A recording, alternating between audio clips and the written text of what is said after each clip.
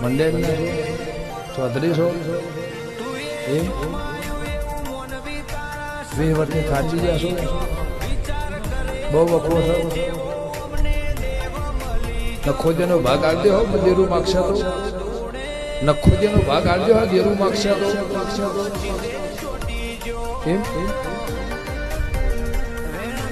જો તમે પુણેમાં આવો એટલે નવરાશ લે આ પૂનમથી આવતી પુણેમાં આવો અને તને 10 વણી ફેર પડે બાધા હોય ના હોય હું કહેતી